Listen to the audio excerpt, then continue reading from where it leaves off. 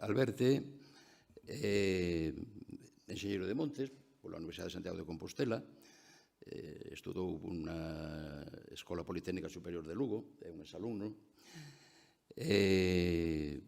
logo fixo un máster de desenvolvemento rural na Universidade de Dublín e desde o ano 2006 desenvolve a súa traxectoria profesional en distintos ámbitos da administración autonómica, sempre vinculado ás áreas de política forestal, prevención e defensa contra incendios forestais e protección civil.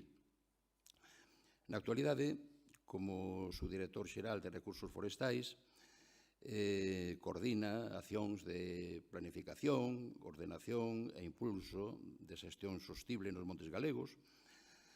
Está interesado tamén na cooperación e participación internacional, intervén activamente en foros sobre gobernanza forestal, xestión do risco de incendios e reducción de desastres, dos que este ano tivemos uns cuantos en Galicia e no resto de España, e colabora en iniciativas como o Mecanismo Europeo de Protección Civil, proxectos de irmandamento institucional con as administracións forestais de outros países, e accións de asesoramento en materia de gobernanza e xestión do risco e reducción de desastres por incendios forestais. Hoxe,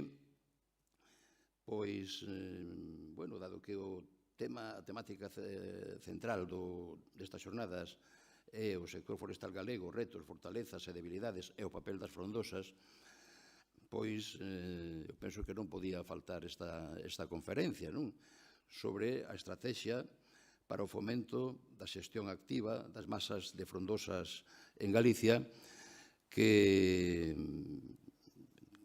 é unha iniciativa precisamente da Consellería de Medio Rural, da Dirección Xeral de Planificación e Ordenación Forestal, na que traballa, na que está precisamente Alberte.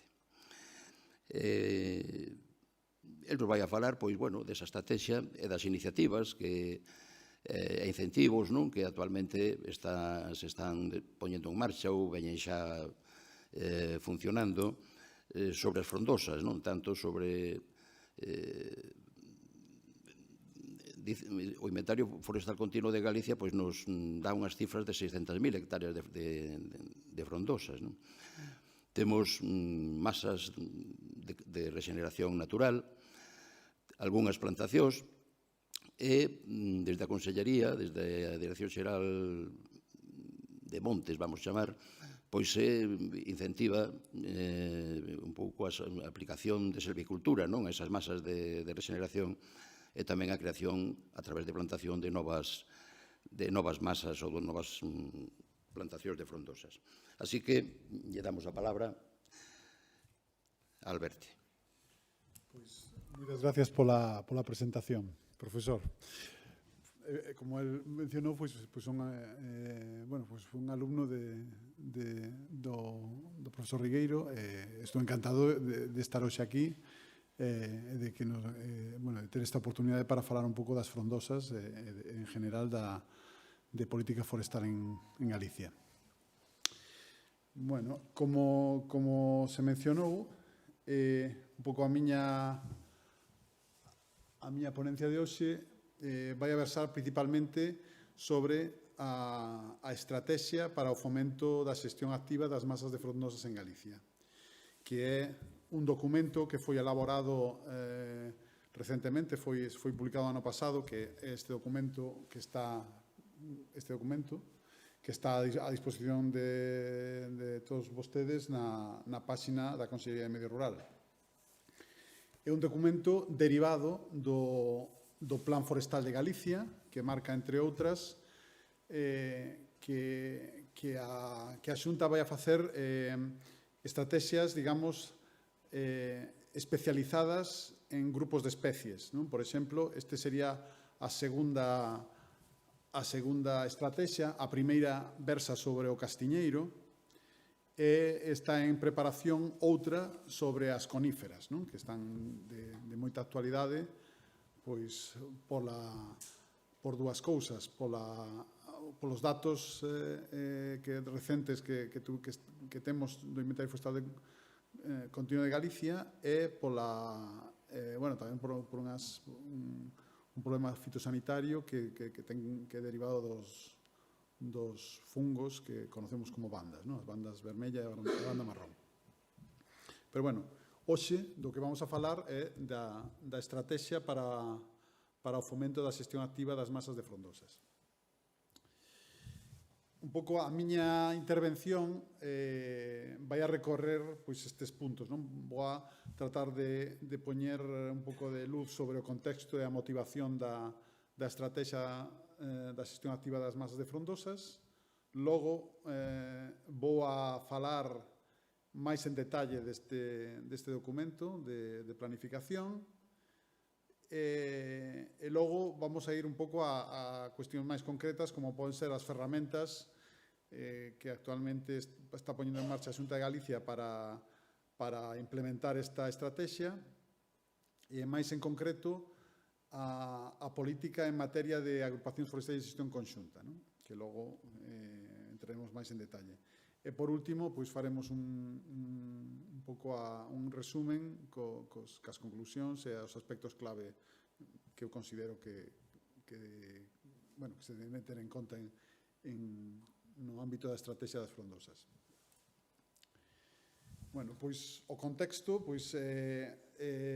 deste documento é, basicamente, que Galicia é un mosaico forestal dominado por frondosas, por coníferas e por eucalipto. As frondosas é parte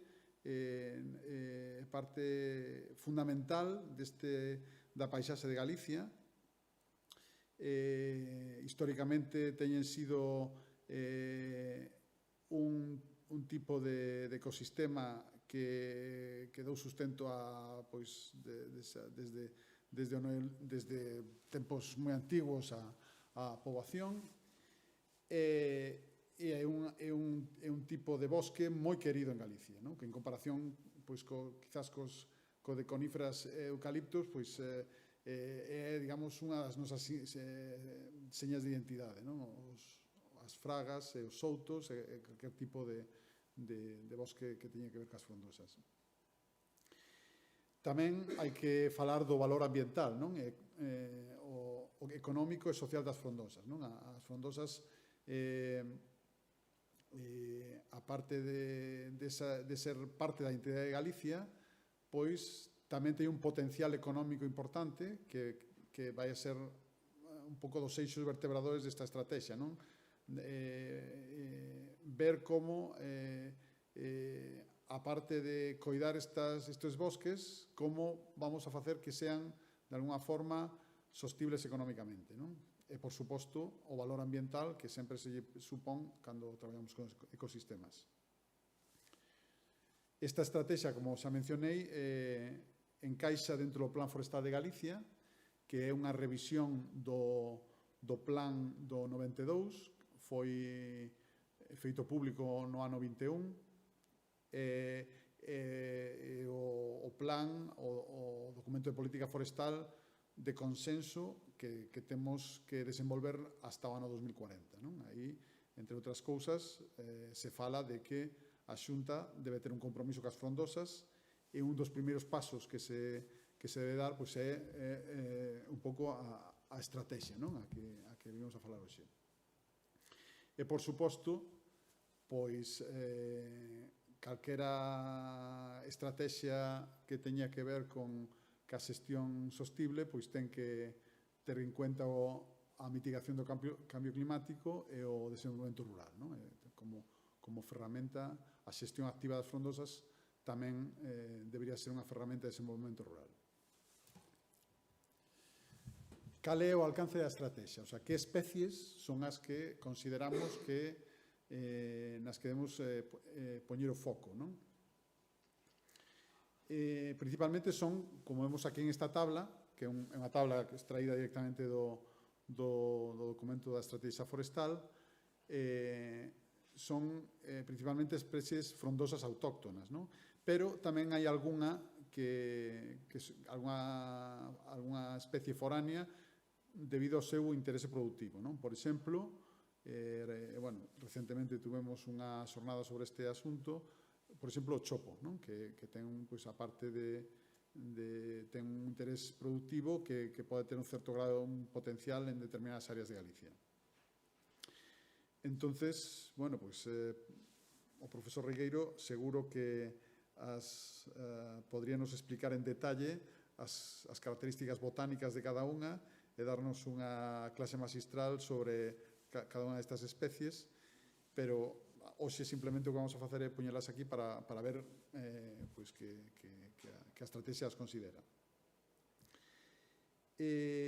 Por outra parte, entre as especies obxecto da estrategia non está o castiñeiro pola cuestión que mencionamos antes, porque hai unha estrategia individualizada para esta especie, non? Como vai haber tamén pues, nos próximos anos para as coníferas, non?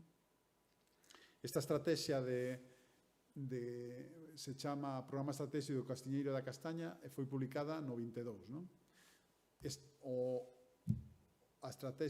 Programa Estratégico do Castiñeiro e da Castaña foi publicado no 22 e a Estrategia para as Frondosas é do ano 24, non?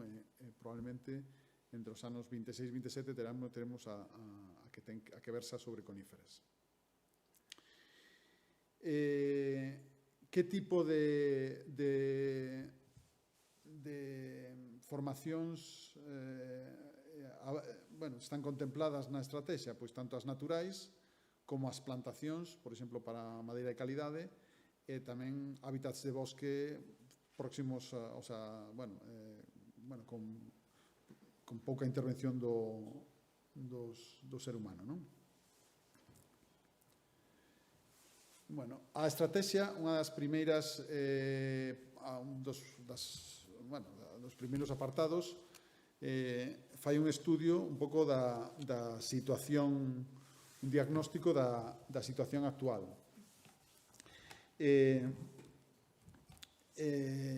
Este diagnóstico,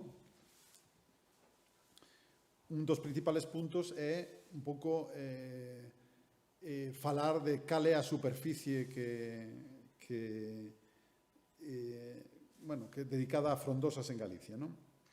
Os datos que figuran na estrategia, que é do ano pasado, todavía, digamos, teñen a súa base no cuarto inventario forestal nacional, non? Pero xa un pouco xa se adianta parte da información que está de máxima actualidade do inventario forestal continuo, non? Entonces, mostra dá unha cifra que está basada no mapa forestal do inventario forestal continuo do ano 23, que é 617.000 hectáreas, non? Nas que estarían representadas todas as especies de frondosas que mencionamos, non?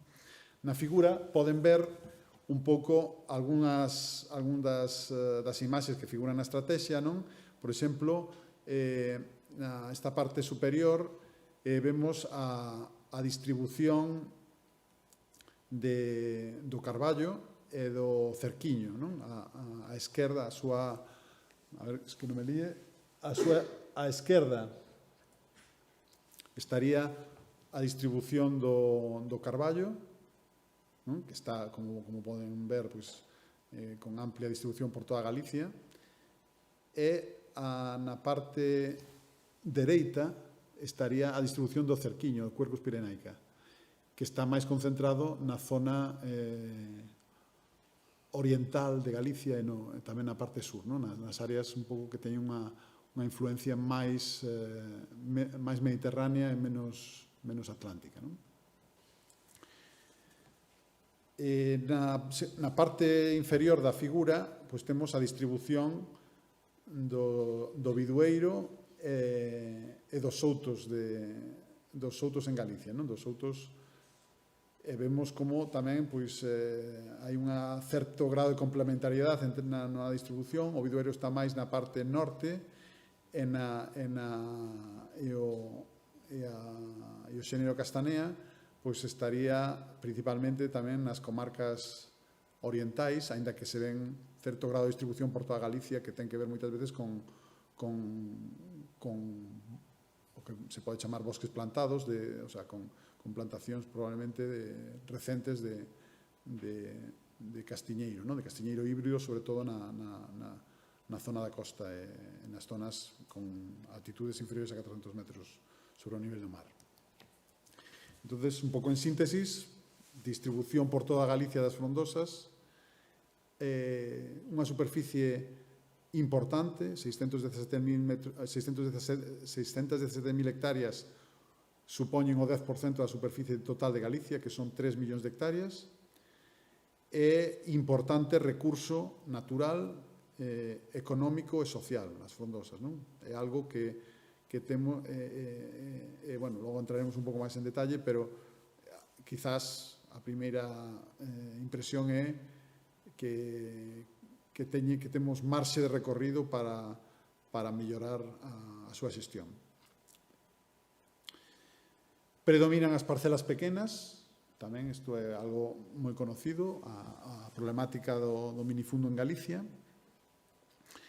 e este teselado de pequenas parcelas moitas veces teñen limitacións legais para os aproveitamentos forestais, non? Podemos falar de condicionantes un pouco técnicos, como poden ser pois a pendiente ou as condicións un pouco do terreno, ou condicionantes legais que poden ser a súa proximidade a cauces ou a presencia de frondosas en áreas protegidas, espacios naturales protegidos ou rede natura,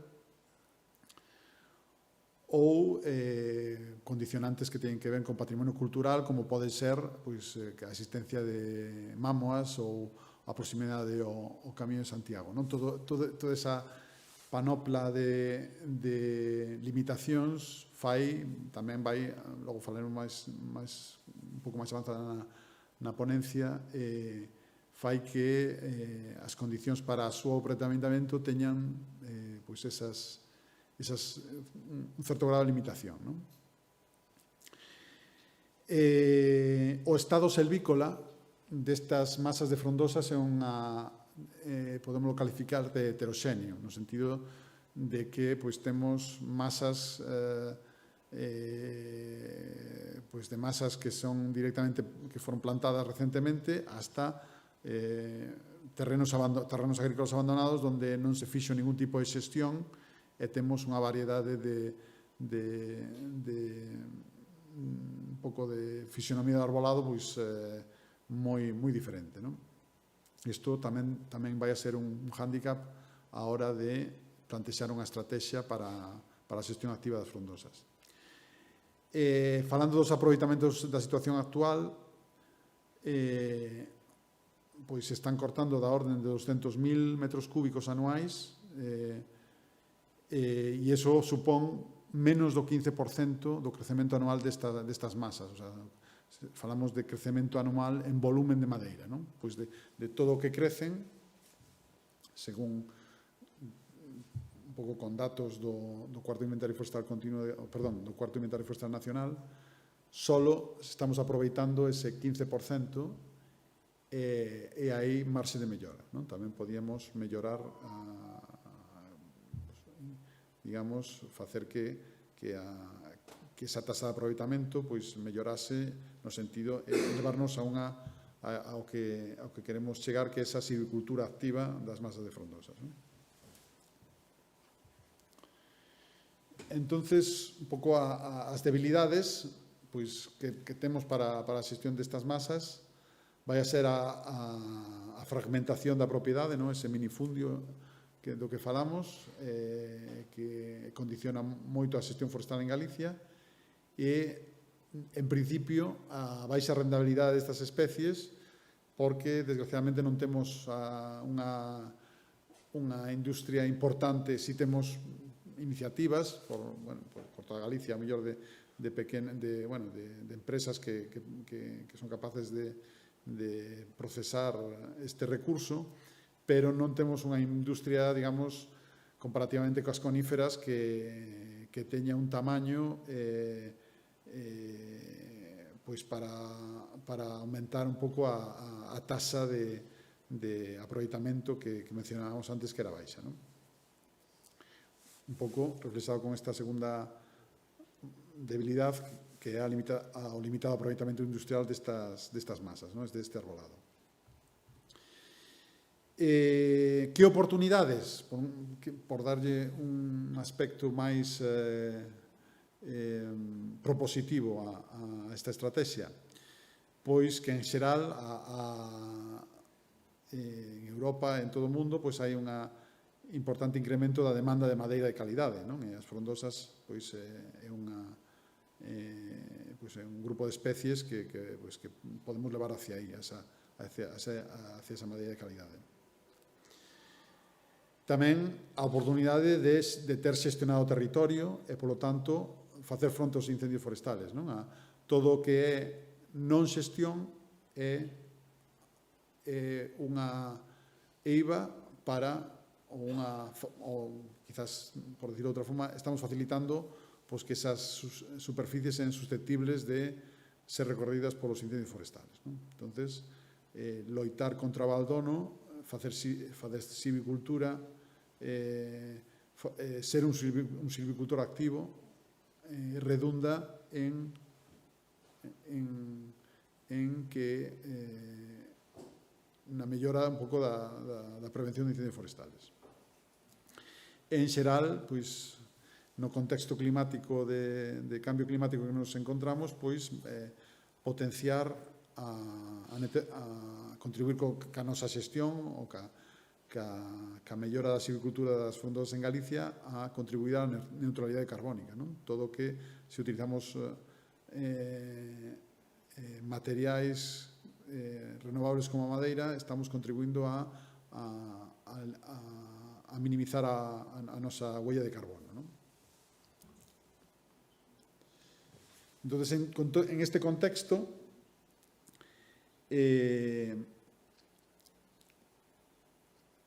un pouco os 4 obxectivos da estrategia son incrementar a superficie e a calidade das masas de frondosas, quizáis máis que superficie é a calidade, o sea, temos un montón de masas con as idades relativamente novas, quizás entre 10, 20, 30, 40 anos, que moitas delas que proveñen de rexenerado natural, de terrenos abandonados, e en ese tipo de superficies temos que incidir e mellorar a calidade desas masas. Facer selección desas árbores, reducir a competencia das árbores de porvir, facer silvicultura en xeral, mellorar a estructura da masa para que sean ecosistemas máis resilientes. Entonces, esa é un dos grandes obxectivos desta estrategia. Debemos tamén ver estas masas e a súa silvicultura como un punto importante para mellorar a biodiversidade, non? Estas masas se caracterizan, como dixemos, a maioría destas masas son especies autóctonas que teñen un ecosistema asociado e todas as melloras que fagamos nas masas van normalmente a redundar nunha mellora da biodiversidade e que non haxa unha homoxenización do ecosistema, non? Promover a produción de madeira de alto valor e novos usos industriais, pois que levar esas masas a un estado silvícola no que poidamos no futuro ter madeira de alto valor, non? Con diámetros suficientes para un aproveitamento industrial e para que eso sea a materia prima para unha industria que traballe cas frondosas en Galicia que desgraciadamente actualmente escasea, non? Quizás a maioría dos usos, a maioría deses Desos 200.000 metros cúbicos que se cortan ao ano, a maioría van destinados a leñas e a biomasa, o sea, para uso, en moitos casos para uso doméstico, e iso pois, é un uso pouco noble destas especies. Temos que tratar de levar esas masas a unha situación na que pois, teñamos produtos moito máis nobles que a simple leña que vamos a utilizar nas nosas casas. É importante integrar pois, as frondosas na planificación e na economía forestal de Galicia. É dicir, que sexan fonte de riqueza, que sean fonte de desenvolvemento rural, que haxa industrias e tecido industrial asentado no rural, que eso vai a levar a que haxa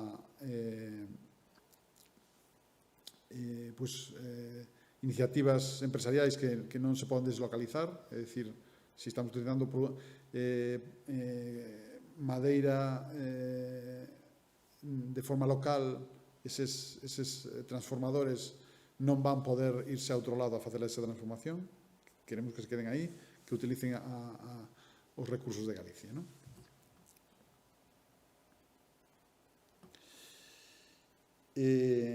Bueno, entonces un pouco para buscar no plazo do 2040, que é o plazo que establece o Plan Forestal de Galicia e por ende tamén a estrategia das frondosas, a estrategia márcase cinco eixos estratégicos, ¿no?, nos que a Administración de Galicia propón traballar para mellorar un pouco a silvicultura das frondosas, non? O primeiro eixo ten que ver con coñecemento e formación. Unha das situacións que nos encontramos día a día é que os forestales en Galicia pois nos falta experiencia sobre o manexo destas masas. É algo que o vemos día a día. Sempre nos queremos reflexar na silvicultura centroeuropea, nos franceses, nos alemáns, nos austriacos, pero temos que desenvolver un sistema propio, uns modelos de xestión propios, porque non somos exactamente, as nosas masas non son exactamente iguales que esas masas centroeuropeas. Podemos nos inspirar en eles, pero necesitamos desarrollar o noso propio coñecemento sobre a xestión destas masas, non? E isto ten que ser a todos os niveles. Temos que facer no ámbito universitario, que xa se fai, pero tamén facelo no ámbito da formación profesional,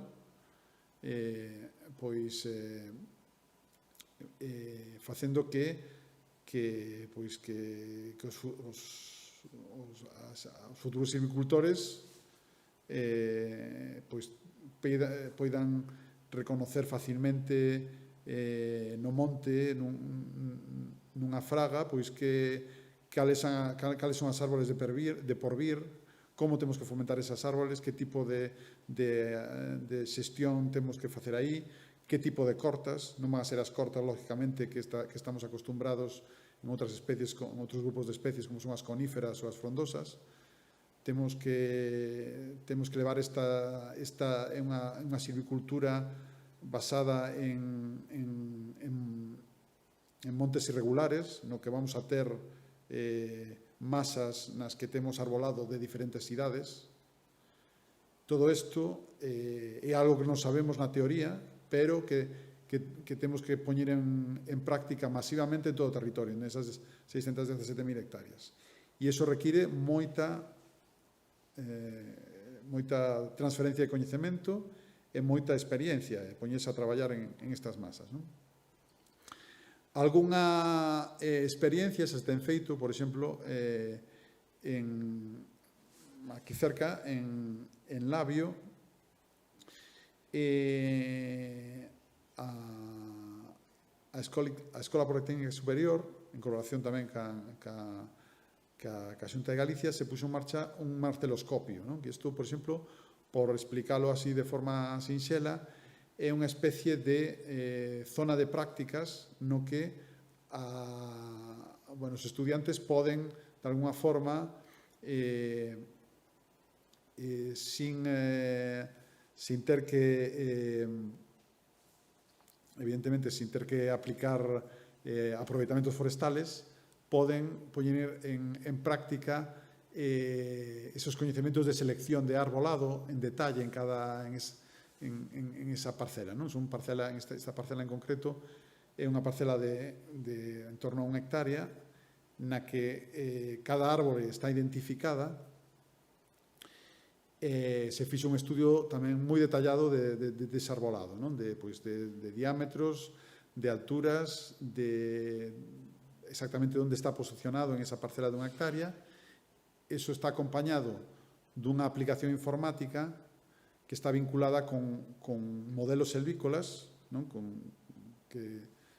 En función, digamos, da selección de arbolado que o estudiante escolle, a aplicación o que lle vai a facer unha proyección de como vai a evolucionar ese arbolado, como van a evolucionar os diámetros desas árboles, as alturas, e como facer unha proyección, unha simulación do que, se unha intervención silvícola que faga hoxe, como se vai a quedar eso, pois, por exemplo, dentro de 30 ou 40 anos, non?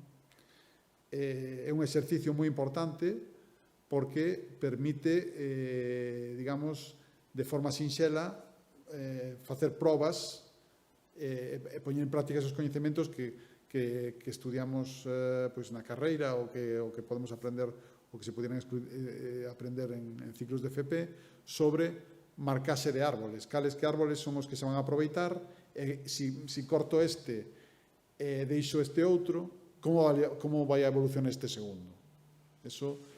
Entonces, este tipo de iniciativas favorecen esta necesidade de formación e permiten que os silvicultores se entrenen para logo aplicar eso en directo nas propiedades que teñen a seu cargo. Entonces, eixo 1, moi importante, coñecemento e formación, tanto no ámbito universitario como no ámbito da formación profesional.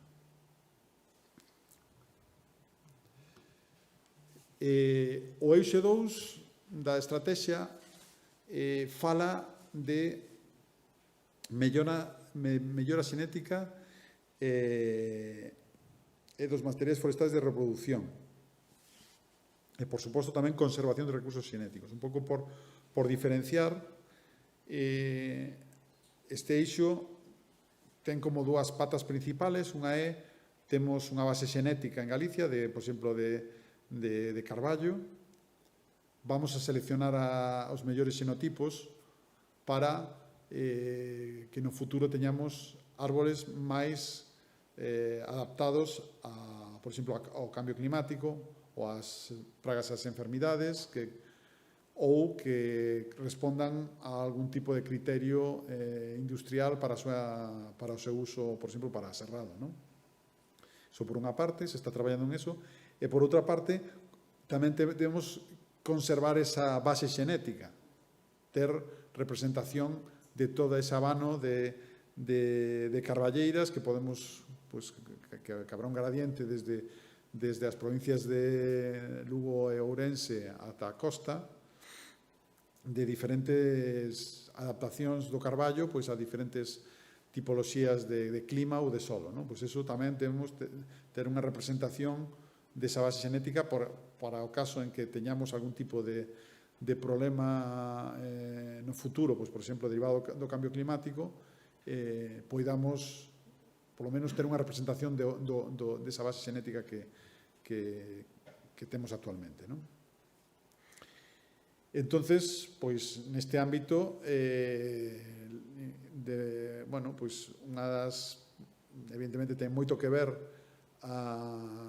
todo o sistema de investigación forestal de Galicia, pero tamén ten que ver o que é os viveiros, digamos, de produción de planta. No ámbito, por exemplo, do desenvolvemento de materiais forestais de reproducción de calidade, pois se teñen feito varias cousas nos últimos anos. A Xunta ten colaborado coa Fundación Paideia para utilizar métodos de reproducción vegetativa para, digamos, o elenco de xenotipos que se teñen xa estudiados, tipoloxías de arbolado para ter clons deses árboles para reproducir hortos de semente. O sea, un pouco por aclarar o que é un horto de semente, é unha selección, o sea, o primeiro que en calquer exercicio de mellora xenética forestal, o que se fai é, vamos ao bosque, vemos cales son as mellores árboles, recollemos material desas árboles e as levamos a un ambiente controlado, a unha horta na que as plantamos todas. Temos representación de todas esas mellores árboles que identificamos no campo e con eso tratamos de mezclar esos xenotipos para ter semente de mellor calidade, non? Eso é un proceso totalmente, digamos, desde un punto de vista tecnolóxico moi fácil, pois é recoller semente, o sea, ir ao monte e ver cales son as mellores árboles, seleccionalas, lógicamente con moita estadística detrás e moito análisis para que todo isto sea representativo. A levamos a unha parcela, as plantamos ali e logo esperamos a que eso fructifique cos anos, non? Pero para poder facer, unha vez que temos esta parcela, se queremos reproducila en outros sitios, unha forma sinxela é facer copias desos árboles que nos levamos a ese sitio, a esa horta de semente. Entonces, esta iniciativa de facer copias é facer un clon. Isto é o programa que se levou a cabo ca Fundación Paideia. Facer copias desas mostras representativas en este caso foron de Carballo e de Bidueiro, e ademais se puxo a punto unha metodoloxía para facelo, que non había aquí en Galicia, non había especialistas en esta materia. Este proceso de mellora xenética e de conservación de recursos xenéticos se está levando a cabo. Lóxicamente, corre máis en especies máis productivas, como poden ser os piñeiros, as coníferas, e vai un poquinho máis despacio nas frondosas, en concreto, o mellor no bidueiro, no castiñeiro, perdón, no bidueiro e no carballo. No castiñeiro, xa, como é tamén unha especie que ten moito interese económico en Galicia, este esforzo de mellora xenética xa se fixo fai moitos anos, e agora mesmo temos froitos de todo eso, de especies, clons adaptados a Galicia, resistentes a determinadas enfermidades, e que están totalmente integrados na silvicultura do castiñeiro en Galicia, híbridos de castiñeiro europeo con castiñeiro asiático, que son digamos, resistentes a tinta, é o que se está plantando na maioría das parcelas das provincias de Pontevedra e de Coruña, ou zonas baixas de menos de 400 metros. Este esforzo xa se fixo e ten que ver con todo estes programas de mellora xenética. Isto, debemos ir especie por especie tratando de mellorar os aspectos de cada unha delas. Os eixos 3 e 4 serían os eixos, digamos, máis vinculados á propiedade. O 1 e 2 vimos que teñen que ver co sector público, porque, lóxicamente, o esforzo de mellora xenética e de mellorar o coñecemento xeral e a formación sobre isto recae principalmente no sector público, nas universidades, na administración forestal,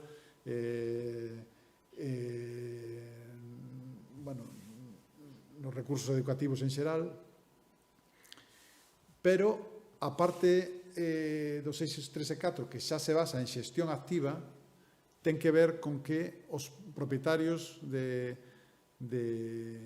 parcelas con frondosas de alguna forma a vexan como un recurso e actúen en elas. Isto é digamos, quizás esta é a principal necesidade que temos en Galicia e onde temos que poñer máis a carne no asador. Aquí, pois, temos que falar de axudas públicas, subvencións para a reforestación, trascorta e silvicultura de frondosas. Temos que falar de proxectos de valorización da madeira de frondosas e temos que falar tamén de promoción de usos como a produción de cogomelos, o silvopastoreo ou as leñas, mellorar a industrialización deste recurso de Galicia de cara á leña e a biomasa.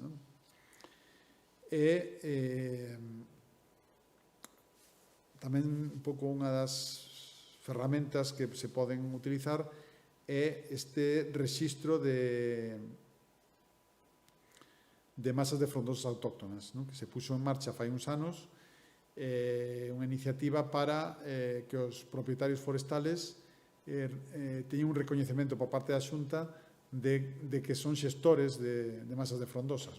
Iso, en xeral, nas liñas que actualmente se están levando a cabo pola Consellería de Medio Rural, se apoia prioritariamente a estes propietarios que teñen inscritas as súas masas en este rexistro de masas de frondosas autóctonas. En xeral, é un rexistro que pide superficie de frondosas de máis de 15 hectáreas con as características que teñen que ver con que estén unhas etapas que non sean meros regenerados, se teamos un arbolado con unha estructura e un bosque de frondosas.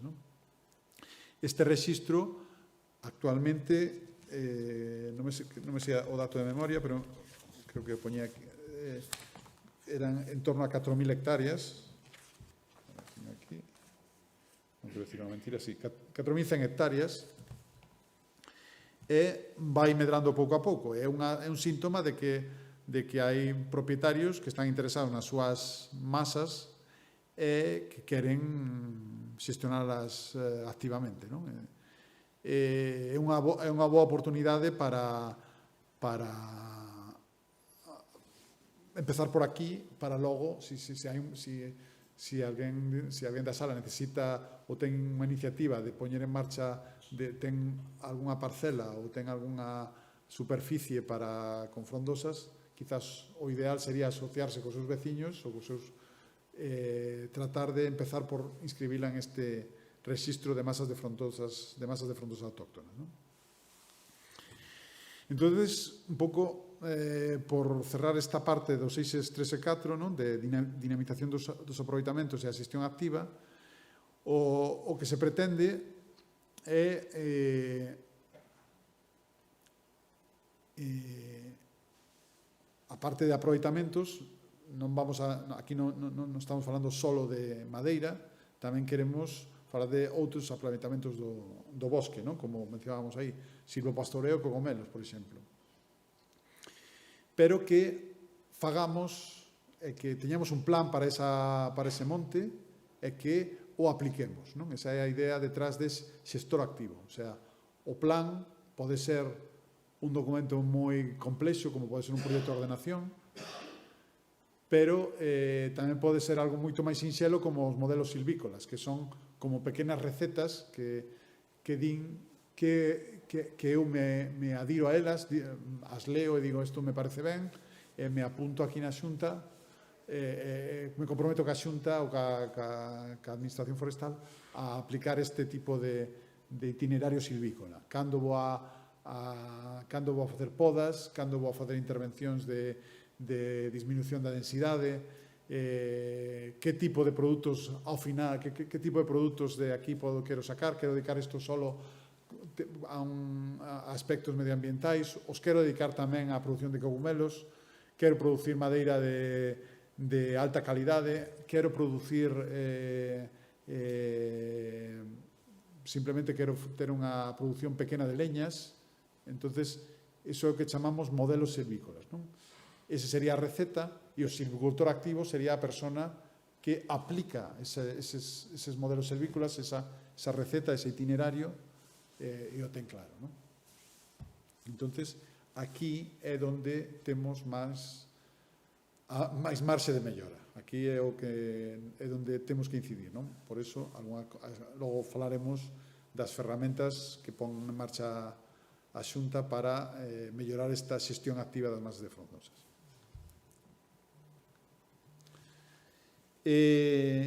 Por último, o quinto eixo da estrategia fala da xestión pública e simplificadora, non? Propón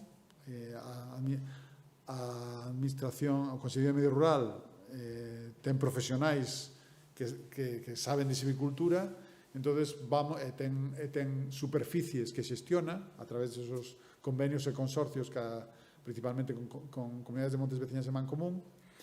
Entonces, a estrategia dalle un mandato á Administración Forestal para que poña en marcha montes de frondosas como exemplo para facer esa divulgación e para poñer en práctica ese coñecemento que debemos mellorar no ámbito da xestión das frondosas, non? Entonces, pois propón que se fagan montes modelo, que se aplique esa xestión activa basada en planificación en montes públicos e baixo contrato de xestión, e que non só teñamos en conta usos deses montes para a produción de madeira, sino tamén como fomento da multifuncionalidade a diversificación das producións desas masas, non? É importante decir aquí que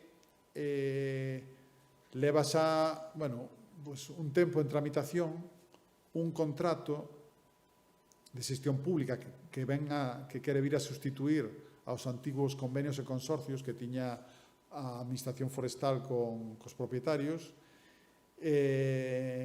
no que se lle dá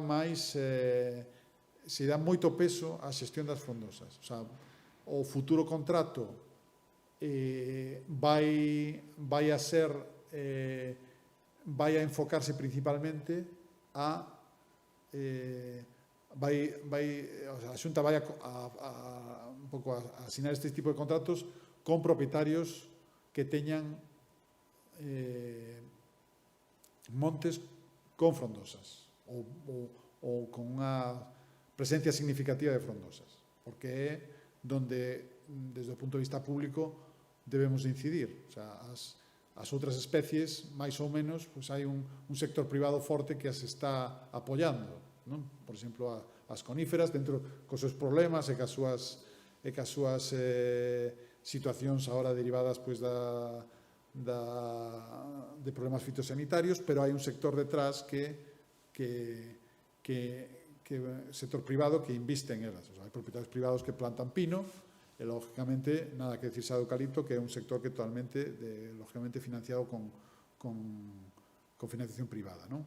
Pero, a parte das frondosas, necesita máis apoio do público porque as inversións e os investimentos sempre son a máis longo plazo que estes outros grupos de especies, non? Entonces, aquí é onde este contrato quere incidir. Este contrato de xestión pública quere facerse, a Administración Forestal debe facerse cargo de bosques de frondosas que teñan unha necesidade de investimento para mellorar a súa rentabilidade, non? Bueno, e como vamos a avaliar todas estas políticas, non? Como a estrategia está vinculada, a estrategia das frondosas está vinculada ao plan forestal, o plan forestal xa nos di como se vai a revisar e a ver os números de se estamos facendo as cousas correctamente ou non, non? O Plan Forestal ten 130 indicadores, entre eles hai unha decena polo menos que teñen que ver con frondosas. O Plan Forestal de Galicia di que quinquenalmente, o sea, cada 5 anos debe facerse unha revisión desos indicadores e facelos públicos a través da presentación dos seus resultados ao Consello Forestal de Galicia e o Parlamento tamén. Entón, aí, en ese momento, será cando se revise, por exemplo, como está variando a superficie de frondosas, non? Ou evaluando, pois, en este caso, ca ferramenta que é o Inventario Forestal Continuo de Galicia, ou como están cambiando os aproveitamentos, se realmente estamos tendo éxito con esta política de, veña, vamos a fazer máis xestión activa, non? Entonces, esta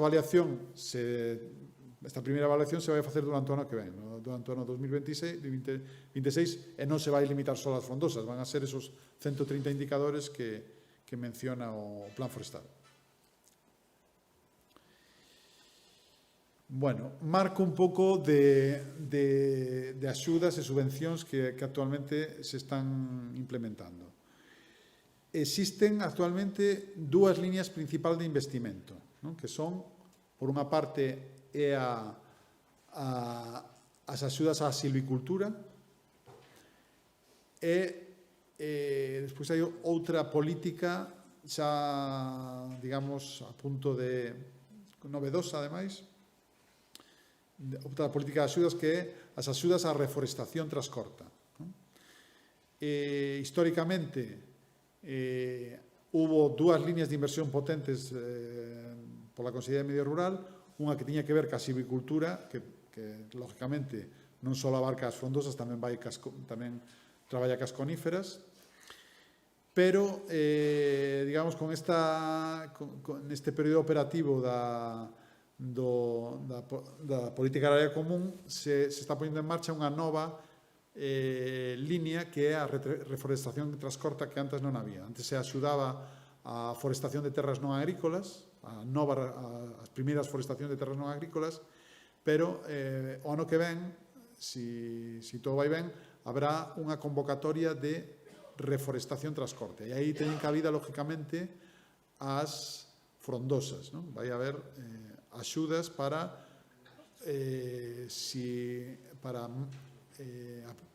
superficies que tuveron un aproveitamento forestal ou ben de previo no que había eucalipto ou coníferas ou frondosas para implantar en esas superficies frondosas ou masas mixtas, non? De frondosas e coníferas. E dentro tamén desta mesma liña de axudas, que se publicará a principios do ano que ven, habrá outra liña que ten que ver coa reforestación transcorta con chopo, non? Porque hai un certo grado de interés por esta especie. Lógicamente non ten nada que ver cas frondosas autóctonas, non? É unha especie productora que necesita moita...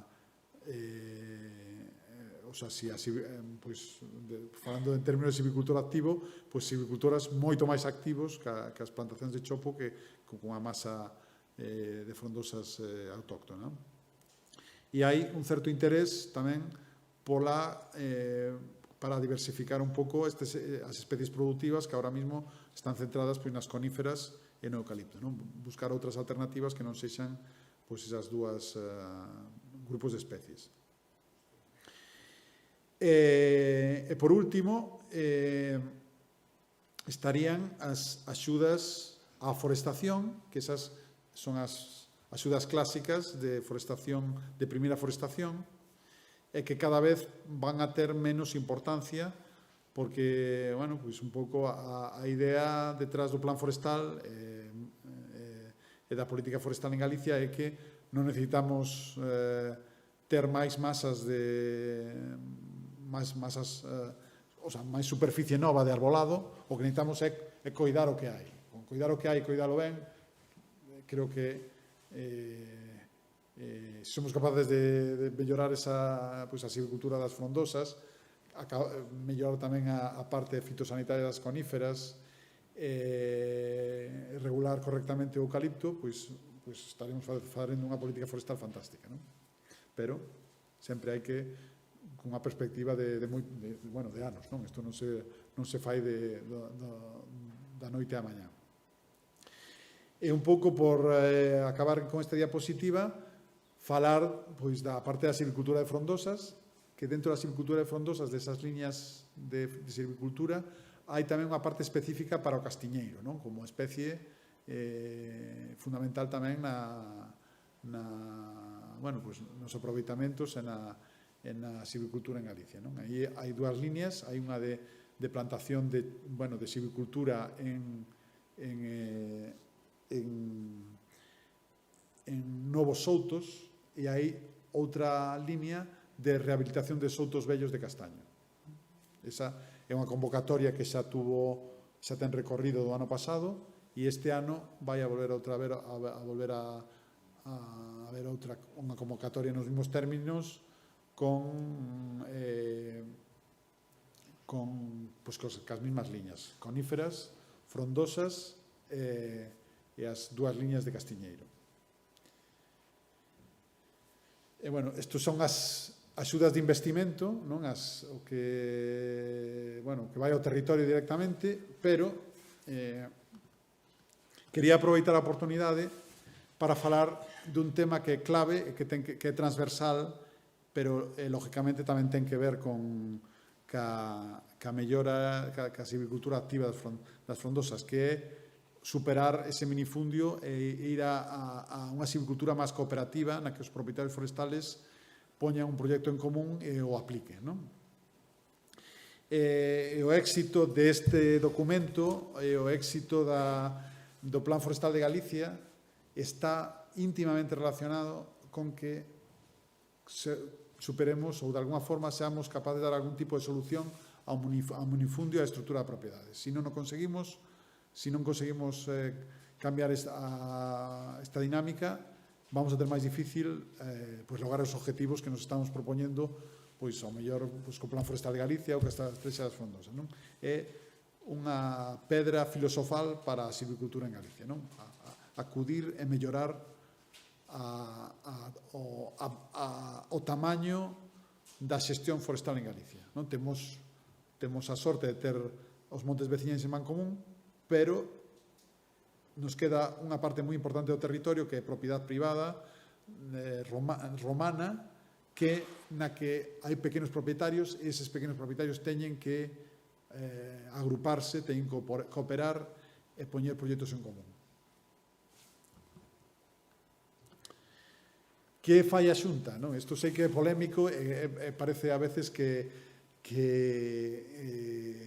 é unha cuestión, normalmente o primeiro que se fala é, isto é moi difícil, non? Isto somos moi individualistas, eu xa o intentei e non o conseguín, pero eu me nego a desistir deste tema, porque é un tema fundamental. Concordo con esas posturas de que é moi difícil, de que hai que facer moito esforzo, de que hai que predicar moito, hai que traballar moito, hai que picar moita pedra, pero temos que facer, que non hai outra solución. Se non vamos a raíz do problema da estrutura da propiedade, non vamos a ser capaces de avanzar con outras cousas, non? Entonces, é algo que é unha política fundamental, transversal, dentro do Plan Forestal de Galicia, en calquera acción da Administración Forestal, non? Entonces, nos últimos 10 anos hai legislación abundante sobre este tema. Vou a mencionar, aquí a poño simplemente para un pouco para ilustrar as referencias, pero basicamente se concentran hubo unha iniciativa da SOFOR, que eran unhas sociedades limitadas, a principios en torno ao ano 2011 e anos seguintes, que tuveron un éxito relativo porque requiren moito compromiso dos propietarios, se lles se pide que se constituyan sociedades limitadas, que vayan aos notarios a constituir esas sociedades limitadas, que cedan os seus dereitos de propiedade por tempo indefinido, que teñan xa un certo grado de coñecementos mercantís, porque están traballando en unha figura societaria como a sociedade limitada, que xa non é para todos. Lógicamente, con todos estes hándicaps, ten un éxito limitado. Ainda que a maioría da xente que entende desto recoñece que era unha boa figura no sentido de que se adapta moi ben a un plan, a planificación no monte, que ten que ser unha figura estable, reconocida, e que poida perdurar no monte, que todo o mundo entenda. Se hai líos, que sempre os hai, lógicamente cando nos agrupamos, nos asociamos ou cooperamos, sempre hai líos, e a sociedade limitada, como está tan trillada do ámbito mercantil, pois lógicamente favorece que eses líos se resolvan máis facilmente, non? Isto pasou, se constituíron 19 software, están traballando unhas mellor e outras peor, están aí, e un pouco con esta experiencia, pois no ano 21, eu creo, en torno aí, a principios desta década, se lle dou unha volta. Entonces, a idea foi flexibilizar. Veña, o que non vamos a poder facer é que todo o mundo monte software, porque isto é moi difícil. A xente non está preparada para isto.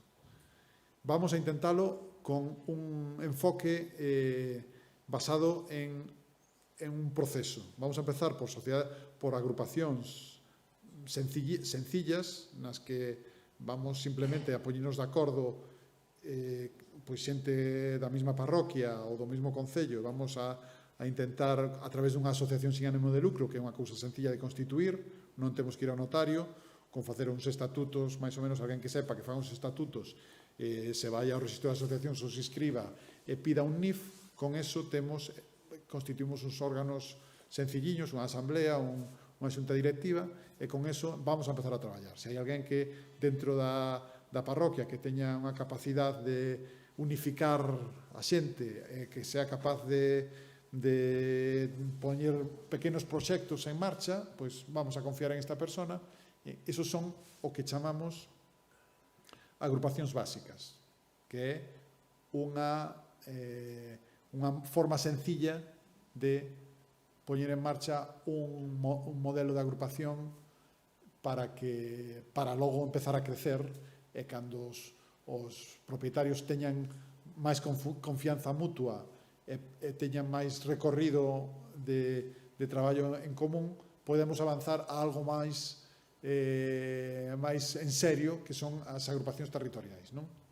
A principal diferencia entre unhas e outras é que as territoriais requiren cesión de terreos, é dicir, xa piden que eses propietarios forestales cedan a esta entidade, a agrupación territorial, polo menos 10 anos os terreos. Claro, isto non está xa ao alcance de todo o mundo, porque hai moita xente que decide, mira, eu de momento non estou preparado para ceder, olvidarme destas propiedades que me deixaron meus pais, ou que me toca xestionar da familia, ou que sea, non estamos preparados para deixalo. Bueno, se non estamos preparados, vamos a ir ás básicas, non? Vamos a ir a esta forma máis sencilla, e xa iremos mellorando a nosa confianza mutua e ese proceso que é básico en calquer agrupación ou en calquera ámbito humano, que é vamos a perder a desconfianza e vamos a intentar cooperar, non? Entonces, esa idea de proceso é o que está detrás agora deste modelo de agrupacións forestais de xestión conxunta. Hai as dúas alternativas, os propietarios poden empezar por donde queiran. Se xa se ven fortes para ir a unha agrupación territorial, pois vamos a polo Ferrari. Se non, vamos a empezar por unha cousa máis sinxela, para que logo, se as cousas van ben, podamos agruparnos, ceder as parcelas. E entonces, estas dúas, o que propoñemos é, pois, con estas dúas figuras, a Xunta, pois o mismo, temos un registro, nese registro vamos a ter o nombre da agrupación, vamos a ter quen é o responsable desa agrupación, cales son as parcelas que están inscritas, evidentemente, para participar nunha agrupación forestal de xestión conxunta, o primeiro que hai que ser é un propietario forestal, non vale a xente que non o sexa. Entonces, os que estén nas agrupacións teñen que ter, decir, eu son propietario forestal e estas son as miñas parcelas, entón a Xunta as vamos a apuntar nun registro, nunha base de datos, as vamos a ter aí, e o que vamos a facer é, lógicamente, darlle prioridade para todas as liñas de axudas que teñamos, non? Desde as cestas de inversión como outras que poidan xurdir no futuro, non? E esta é un pouco a filosofía detrás ese proceso que houbo de maduración de a ver que que fai a Xunta para facilitarlle a vida á xente que se queira agrupar, non? Primeiro empezamos con unha cousa moi difícil e logo pensamos outra vez e dixemos, bueno, pues vamos a ir a estas cousas máis en plan proceso, máis evolutivas e a ver que pasa, non? Ademais de toda esta legislación para, digamos, amparar isto e dar seguridade xurídica, tamén dixemos, bueno, pues hai que dar algo de zanahoria, senón isto é imposible, con contalo entonces nos últimos anos puxemos en marcha por lo menos 2 liñas de axudas para as básicas e as territoriales. Lógicamente, quen ten máis apoio, máis líneas de apoio son as territoriales, onde a xente dá o paso de ceder. As outras tamén axudamos, pero un poquinho menos, porque, claro, o compromiso é menor, non? O compromiso dos propietarios que a propia agrupación é menor. E isto, a intención é continuar. O ano que ven, pois, trataremos de poñer en marcha outra orden similar ás que hubo estos anos, non? E como estamos? Pois, estos son os datos de principios do ano 25. Pois eso, andábamos no registro por 24 agrupacións forestais de xestión conxunta, pero os froitos destas 2 ordes se van a ver a finales do ano 26, que vamos a pasar ao mellor, vamos a pasar desas 24 probablemente a unhas 60 agrupacións e agrupar a máis de 7.000 hectáreas, non? Lógicamente é un bo inicio, nos temos moito que traballar, non? Na Xunta, en general, bueno, e tamén os propietarios, pero pois dá un pouco de esperanza ver que con un certo grado de axuda poñendo estas ferramentas legais en marcha, pois que quizás sea a boa dirección, non? Fortalezas, non? Por un pouco terminar esta diapositiva, acceso prioritario a novas axudas e economías de escala e retos, baixo grado inicial de asociacionismo e descoñecemento da propiedade. Entonces,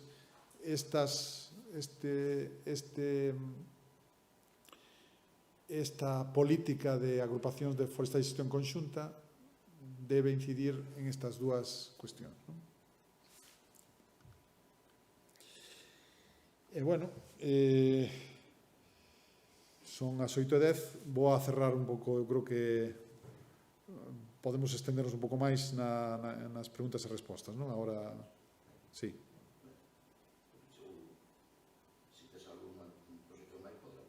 Bueno, un pouco, en principio este era o que quería contar, podíamos... Veña.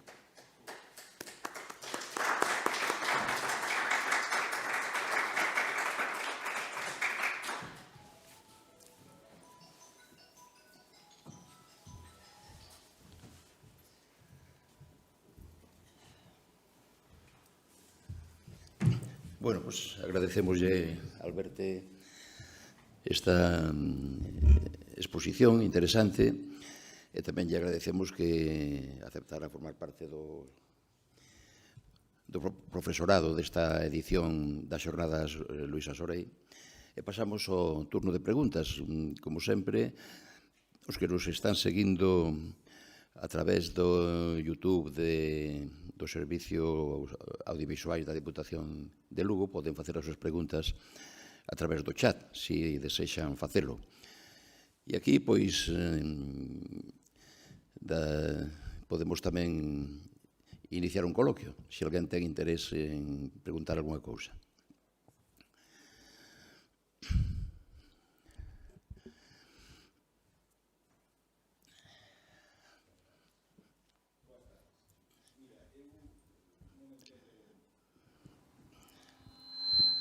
Por eso pregunto, que non entendo moi ben, como é iso do silvopastoreo en bosques de frondosas. Porque en bosques de frondosas non creo que sexa posible o silvopastoreo. Vamos a ver, un bosque de frondosas non produce biomasa en sotobosque ou por debaixo das frondosas para a alimentación de cabras ou de ovellas ou de cuellos ou do que queiramos. Non, entón o silvopastoreo en bosques de frondosas non o vexo posible. Non o entendo, vamos. Bueno, non son especialista en silvopastoreo en frondosas, pero quero decir que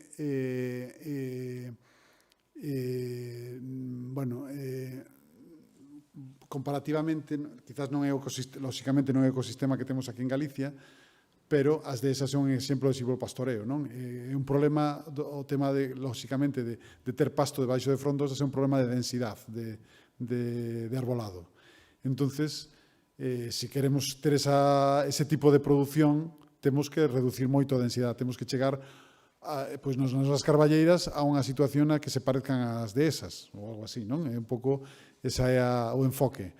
Cando falamos de bosques, estamos pensando en bosques pois con fracción de cavidade cuberta pechada, no que non entra a luz, pero tamén podemos ver, o sea, eu considero tamén como parte dos sistemas forestales as dehesas, ou, bueno, pois aquí en Galicia hai iniciativas e tuvemos algún tipo de orde de axudas, en concreto no Concello da Veiga, donde hai algúns propietarios que teñen gando e están utilizando pastoreo baixo cerquiños. O que fixeron foi reducir moitísimo a densidade, lóxicamente, desas masas, non?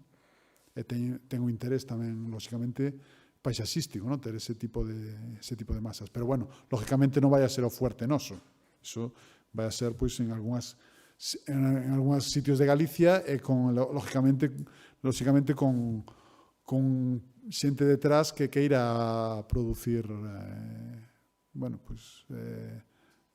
que teña gandería de carne, non? Non dese estilo.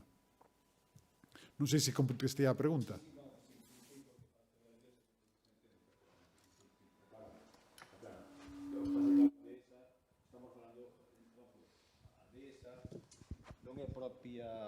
Vamos a ver, o sistema de explotación de esa, aquí non se pode traducir por devesa, non é propio de Galicia. É dicir, vamos a zonas de outros tipos de climas, como pode ser na zona de Extremadura, por aí, no que, sí, a dehesa, sí, vemos dehesas perfectamente, viaxando en coche de cara a Madrid, de cara pasando por Salamanca, vemos as dehesas perfectamente, onde están os touros, etc. Vacas, si vemos as dehesas perfectamente, hasta con cultivo de cereais por debaixo. Vemos as dehesas perfectamente implantadas e funcionando perfectamente. Pero en Galicia non vexo eso. Vino solamente nun sitio en Galicia, asociado con sobreiras. Só foi o único sitio onde vin. É dicir, gandería, sobreiras, ensilado de erva, en seca, etc. Pois, efectivamente, eso que comentaste. Aclarado, está aclarado. Outra cuestión. Xa que estou falando. Outra cuestión. Vamos a ver. Antiguamente, aquí, por exemplo, cando se quería plantar unha árbore, un carballo, un castiñeiro, etc., seleccionábanse as sementes, a semilla, vamos, castaño ou alandre. Entón, sempre se decía, por iso, dei ben a pregunta, sempre se decía, hai que escoller as máis grandes, as mellores, porque despois van a sair os mellores árbores dos mellores froitos. É dicir, eu creo que a xenética non está no tamaño, a xenética está, vamos a ver, na semente. É dicir, que máis dá unha landre grande con unha landre pequena, se é do mesmo carballo, para que nazca outro carballo e se reproduzca. O carballo non vai a ser mellor, é o que digo eu, non vai a ser mellor por ser dunha landre grande que por ser dunha landre pequena sendo do mesmo carballo. Falaba de mellora xenética, estaba falando, claro, bueno, pues ten lógicamente unha perspectiva científica detrás, pues ten que ver con un estudio de campo no que se seleccionen as mellores árbores, lógicamente por uns caracteres que estamos buscando, por altura ou por pouca rama ou por rectitud do fuste ou por pouca cortiza ou por, bueno, se falamos de outro tipo de producións, pois, lógicamente, as variedades de castaña que existen foron unha mellora xenética de determinadas árbores que producían, pois, e logo, pois, a súa expansión derivou en variedades de castaña, non? De púas de castaña. Eso, hai un método científico para facelo, non é, lógicamente non é alguén paseando polo monte, aquí me gusta este árbol, veña, me levo as landras e as reproduzco in vitro e logo as planto en outro sitio, non? Hai un estudio científico, pois con estadística, con moito traballo de campo, selección, ver como estamos en comparación, por exemplo, con outras partes de Europa, por exemplo, se é unha especie como pode ser o carballo, pois ver que tipo de alturas teñen en Francia ou en Alemania, e vemos se nós estamos chegando, se os árboles que queremos seleccionar están chegando aí a ese tipo de xenotipo ou non, o fenotipo, bueno, máis que... E iso é un recorrido, son, o sea, evidentemente, investigadores detrás vendo todo eso, non é alguén... bueno, hai un programa detrás, o sea, que é moitos anos, non, de traballo. Eso se fixo con algunhas especies aquí en Galicia, sobre todo na parte das coníferas, co piñeiro do país, se fixo algo tamén co radiata, se fixo moitísimo co castaño, para o tema da tinta, e nas frondosas, tipo carballo, bidueiro, estamos empezando. Vamos moi despaciño, tamén hai que decirlo. Entonces, bueno, pues aí, por eso un dos eixos fala de mellora xenética, sobre todo destas especies que mencionaba, non? Do carballo e do bidueiro, sobre todo. A mí non me parece nada fácil das agrupacións dos veciños. Eso tiña que ser promovido por o alcalde ou por alguén para xuntalos, poñelos de acordo. Non me parece nada fácil, por non dicir casi imposible. Non son optimista por naturaleza, entonces... Creo que hai un alcalde aquí que me parece que é o de... Bueno, un alcalde aquí da provincia de Lugo que está patrocinando... De Friol, sí, señor. Sí. Patrocinando eso que vai bastante ben. Eu son de Castro Verde, ali fixamos unha vez unha reunión e aquilo, pois, xa salimos dali, nada, non se volveu a tocar o tema nunca máis. É difícil, o digo sempre, seguramente, pois, se alguna vez nos encontramos por aí, vai ser algo que, pero isto xa o dixeches, non é...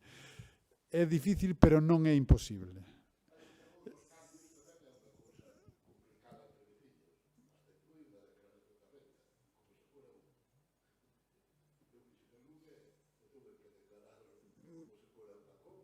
Bueno,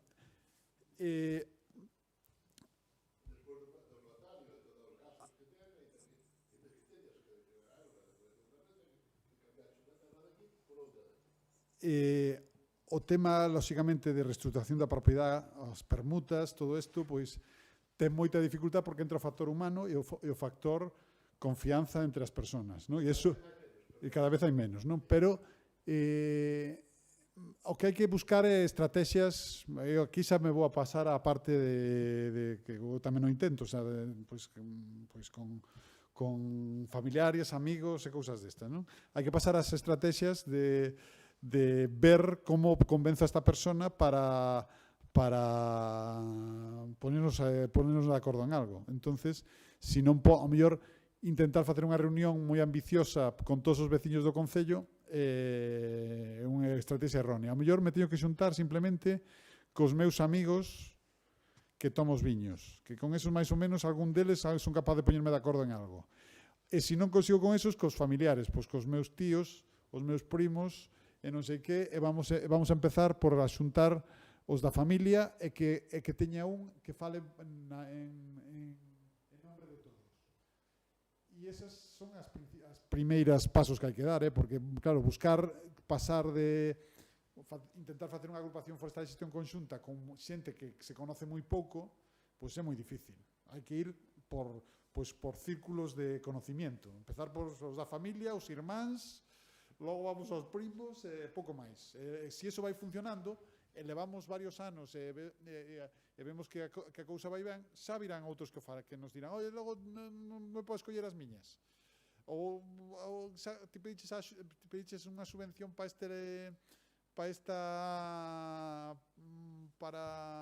plantar isto outra vez, para plantar de castiñeiros, non me podes meter a min aí na seguinte que pedidesme tamén as miñas. E ir empezando a crear un pequeno proxecto en común con pouca superficie. Non hai que buscar miles de hectáreas, hai que buscar decenas e aos poucos, porque senón é imposible. O sea, querer abarcar moitos de 0 a 100 non somos capaces. Entón, eu claro, por eso digo que é moi difícil, pero non é imposible. Hai que cambiar o chip e hai que buscar sinergias ca xente que crees que confía en ti un pouco, se te queres poñer ti ao frente. E se non buscar a alguén que confíes e di, ponte ti ao frente e veña, eu confío douche a miña confianza para que a ver se faz algo con eso. E hai que empezar por aí, non hai máis... E a partir deses círculos pequenos intentar ir aumentando, pero tranquilos, sin correr, que estamos criando carballos, o sea que son moitas decenas de anos o que temos para poñernos de acordo.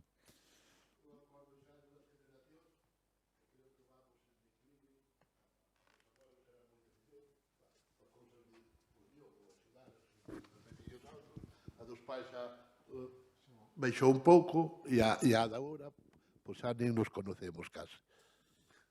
Bueno, pero hai que eu creo que sí, o que pasa é que hai que buscar outras estrategias, xa está, non hai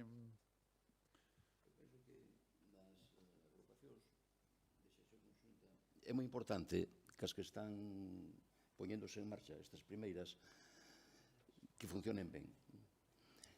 Porque que sirvan un pouco de espello, non? Para os demais propietarios e que se den conta, bueno, de que é algo interesante, de que é a forma de conseguir superficies que poidan ser manexables, se pode aplicar nelas unha xestión técnica adecuada, e logo tamén que é de esperar que os incentivos, as axudas da administración ou das administracións pois cada vez vayan máis dirixidas, non, a esas agrupacións, a esas superficies que realmente pois son razoables, non, para aplicar unha xestión técnica, non, para parceliñas de 1.000 metros cadrados, 2.000 metros cadrados que pois non conducen a nada e ademais son moi difíciles de xestionar, non? E incluso para a administración pois difícil de seguir pois o destino desas axudas, non? Penso que algo hai que facer, non? Porque se temos pois a parcelación que temos, non? Unha propiedade media dos propietarios particulares que deben andar sobre as 2 hectáreas repartidas en moitas parcelas, con unha superficie media entre 1.000 e 2.000 metros cadrados das parcelas, pois iso, ou cambiamos o chip, ou nos tratamos de superar ese minifundio, ou estaremos sempre igual. A verdade que é un problema xa crónico, non, en Galicia, non? E que no seu momento pois tivo a súa razón de ser e as súas vantaxes, non? Cando vivíamos na época do policultivo de subsistencia. Pero se imos entrando como entramos xa, non? Por unha economía de mercado, pois eso realmente non se sostén, non? E a ver se isto vimos falando xa durante décadas, non? A ver se dentro de unha década, un par de décadas, pois realmente podemos decir que ese problema, pois está xa non totalmente solucionado, pelo menos que se avanzou de xeito importante, non? En relación coa pregunta que facía o comentario sobre os sistemas silvopastorais, non? Nos temos feito experiencias en sistemas silvopastorais con frondosas, non? Con castiñeiros, con carballos, tamén con eucaliptos, con piñeiros, non? Con bons resultados. O tipo de sistema silvopastoral que temos en Galicia que pode ser máis comparable, non? Con moitas reservas, o que é a desa, pois é o sistema silvopastoral con porco celta en soutos de castiñeiros. Bueno, eso, pois hai xa por Galicia varias experiencias non, xa varias empresas, non? Que están funcionando e con bastantes bons resultados. Incluso o produto estrela do porco celta, que é o xamón, pois en algunhas catas pois sae moi parecido, incluso gana algunhas veces o ibérico. Os prezos están un poquinho máis baixos no do celta, pero bueno, teñen bons precios tamén o xamos do porco celta.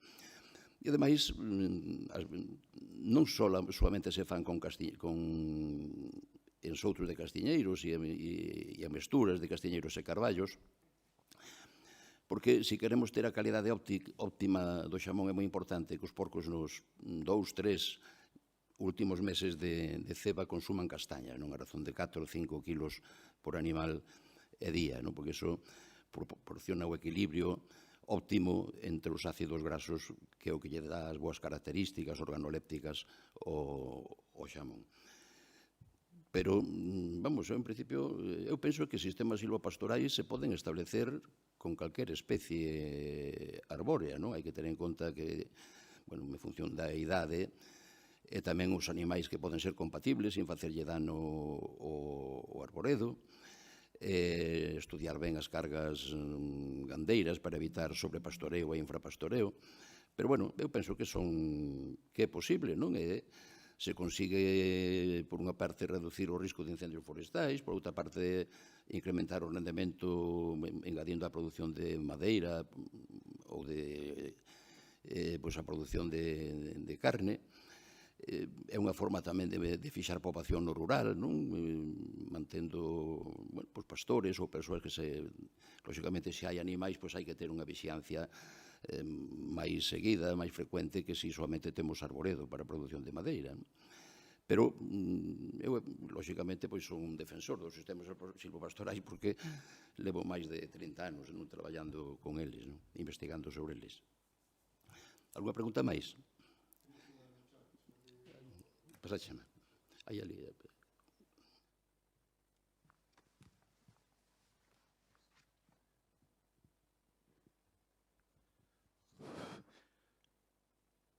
Hola, sí. Contemplabas o plan estratégico contempla a posibilidade de chegar a convenios, os vellos consorcios, como comentabas, non? Acordeime desa posibilidade, oindo ao compañero, vistas as dificultades que hai para a asociación e demais, e existindo como existe esa posibilidade do convenio, pois deu-me a impresión de que pasabas tú un pouco por riba dela, non? E que como se fora un proxecto a medio prazo ou máis non tan inmediato, non? Xa sei que os consorcios, os antigos consorcios, teñen moi mala fama porque foron impostos no seu momento, pero ao mellor chegou un momento ahora de recuperarlos con decisión, non? Porque poden resolver unha papeleta importante, vista, non sei, visto a especie de derrotismo que existe, non? No medio. Sobre todo estou pensando especialmente nos outos, claro, porque son masas máis grandes, onde a propiedade está moito menos conocida, moi debida. En fin, que posibilidades. vai ser a longo prazo os convenios ou van ser máis próximos? Existe un borrador en tramitación do decreto que regula os contratos temporais de xestión pública, que son esta figura que vai a sustituir os convenios, os consorcios, non? Das antiguas, bueno, da lei de fomento forestal esta ferramenta xurídica está en tramitación. Ten as súas dificultades porque, claro, é unha ferramenta moi potente. Pois xa foron os convenios dos consorcios e esta sigue sendo. Como avance, o sea, un pouco falando, como xe estamos falando aquí de dúas cousas que son frondosas, e tamén falei un pouco de agrupación forestal de xestión conxunta, a tipoloxía de propietarios e de masas que vai un pouco a idea detrás destes contratos temporais de xestión pública é unha especie de, lógicamente non se van a impoñer, eso non é posible digamos, nos sistemas que temos agora da administración. Entonces van a ser unha especie de convocatorias, que vai ser non deixa de ser unha medida de fomento, unha convocatoria en donde vai haber uns candidatos, uns solicitantes, uns candidatos, e vai haber o decreto establece unha priorización. Quen ten máis dereito que outros? Pois, quen vai a ter máis dereito, lóxicamente, van a ser agrupacións forestais de xestión conxunta xunto cos montes veciños en Mancomún, como xa estaban, pero a figura da agrupación forestal de xestión conxunta está contemplada no mismo plano que os montes veciños en Mancomún. E, lóxicamente, dentro dos grupos de especies, as que máis se van a favorecer van a ser as frondosas autóctonas, lógicamente, e entre elas o castiñeiro. De feito, hai iniciativas, hai polo menos 5 agrupacións forestais de xestión conxunta constituídas en varios concellos, algúns deles en Lugo, que un pouco a idea detrás de todo eso é que sexan das primeiros contratos de temporais de xestión pública que se establezcan, que son soutos que teñen detrás unha agrupación de forestais de xestión conxunta constituída xa inscrita, e a administración vai a investir para a xestión desos soutos, non? Para conservalos, manter as súas capacidades productivas, que son, lógicamente, son soutos tradicionais de castaña, e aí se vai a... Todo isto require impulso xurídico importante, porque non é fácil convencer a xente de fora do sector forestal da importancia dos contratos de temporais de xestión pública e dos convenios dos consorcios, que todo o mundo pode ter unha opinión sobre eles, pero foron unha ferramenta clave no desenvolvemento forestal de Galicia, para ben e para mal, para as dúas cousas. E isto, a xente que traballamos en isto o temos super claro, pero convencer a outros non é tan sinxelo. Entonces, sí vai haber contratos de temporais de xestión pública con frondosas, prioritariamente, sí vai haber contratos de temporais de xestión pública con castiñeiro, prioritariamente, sí vai haber contratos temporais con agrupacións forestais de xestión conxunta. Non vai haber contratos temporais de xestión conxunta con propietarios individuales, eso sí que non, porque non ten sentido. E estes contratos queren fomentar esa parte do Monte de Galicia que ten máis dificultades desde o punto de vista económico, que son normalmente os pequenos propietarios, o minifundio, sempre que se agrupe, e as frondosas, entre elas o castiñeiro, como especie, digamos, especial,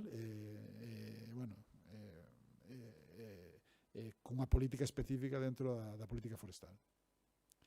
Entonces, claro, non quero falar moito de todo isto porque todavía non está instrumento. A mí me gustaría vir aquí a contar o decreto do contrato temporal de xestión pública, é dicir, está publicado no DOGA de ayer. Pero eso todavía non pasou. Entonces, cando pase, pues estaré encantado de ir a contar outra vez. Non o sei, non podo decir plazos. os contratos, en principio, teñen unha duración de 10 anos prorrogables, pero vai haber un debate, lógicamente, non van a ser non van a ter as características, entre comillas, indefinidas dos convenios dos consorcios. Iso non pode ser. Hai que evaluar as cousas periódicamente, senón, pois, o sea, isto ten que ser unha ferramenta un pouco que non volva a tropezar en determinadas cuestións que non foron exitosas dentro dos convenios dos consorcios, non? Que tiñan unha característica de, bueno, como hasta que la muerte nos separe, non? Eso non pode ser. Ten que haber evaluación e ver que todos estamos de acordo no que estamos facendo e impulso, lógicamente.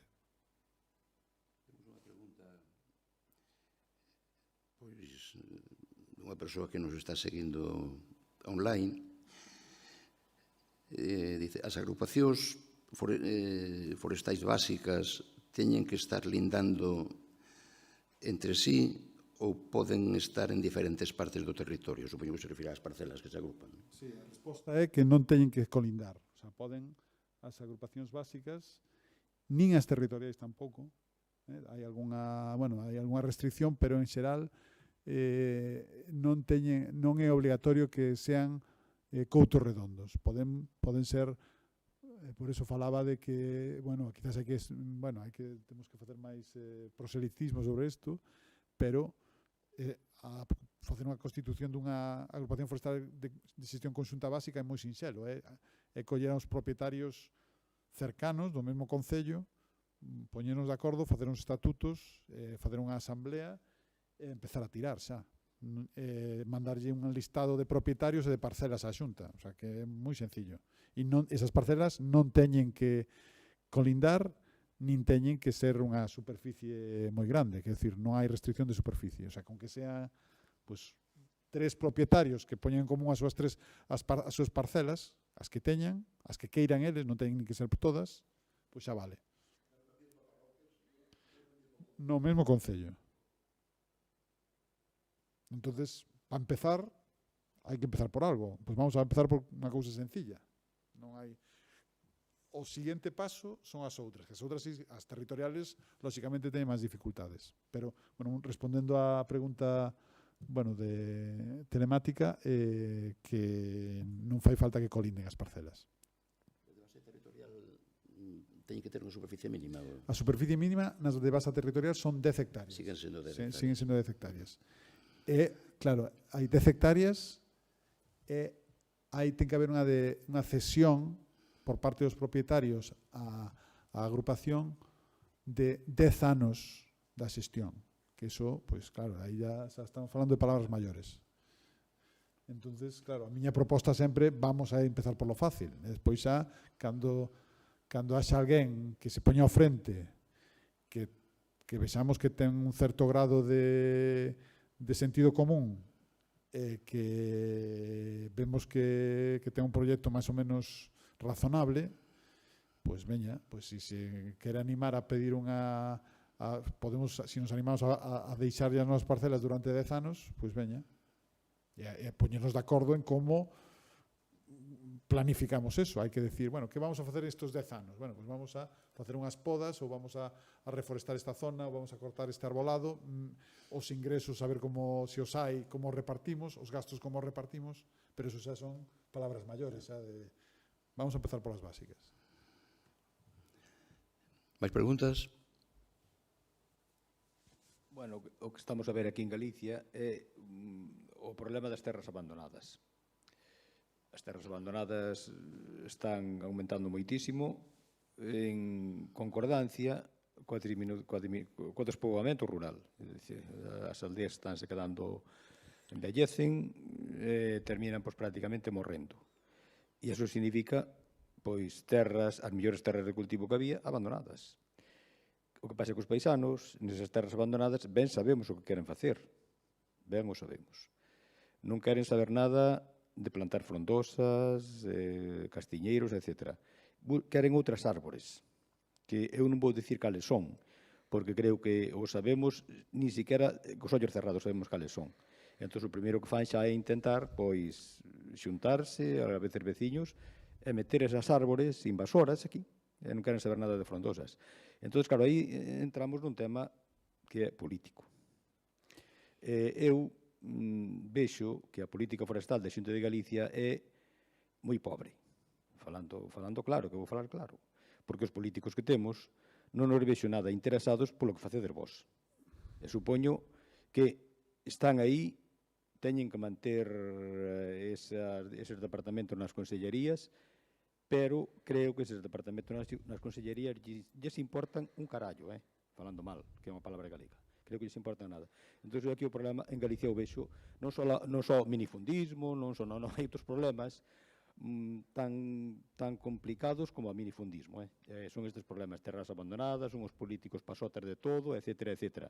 Non son os políticos que están na política de outras consellerías, non, son os do medio rural, te refiramos do medio rural concretamente, e a Consellería de Política de Medio Ambiente. Concordo parcialmente co que usted describiu, pero eu se veño aquí a falar da parte técnica e de como pensamos que se deben facer as cousas. Lóxicamente, hai unha parte política que que tamén toma as decisións en función dun sistema democrático no que hai unha... Entonces, eu aí non entro. O que si podo decir é que lóxicamente promover as frondosas é máis difícil que promover o eucalipto. Eso está clarísimo. Eso pues non estou revelando nada que non sepamos, non? Pero, bueno, eu creo que hai un consenso generalizado. O sea, tamén non hai que poñer especies unhas en contra de outras. Vamos a promover as frondosas, que é o que temos que facer. Bueno, pois o eucalipto, pois tamén temos que, lógicamente, ahora mismo hai un debate público sobre todo eso. Claro, hai posturas dos dous lados e cada unha ten as súas razóns para esgrimilos. Claro, hai moita xente que di que favorable ao eucalipto e outra que non. Pero vamos, eu creo que personalmente é mellor ter, o sea, como idea general, é mellor ter unha postura propositiva sobre as frondosas e tratar de fomentalas. Bueno, los que del eucalipto, pues que eles que se defendan. Xa está. E os que temos unha postura favorable sobre as frondosas temos que defendela e enseñala, porque eu creo que é moito máis que hai un consenso generalizado. O sea, os do eucalipto tamén lle gustan as frondosas. O que pasa que pues hai que enseñarlle o camiño.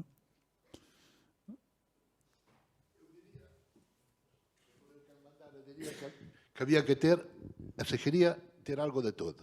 O que tovera alcoholito, pois exigirlle ter unhas hectáreas ou unhos metros de frondosa e outros de pino. Pero o alcoholito eu defendo moito porque é unha riqueza para Galicia, é unha riqueza máis das grandes que hai en Galicia. E de invasor, nada.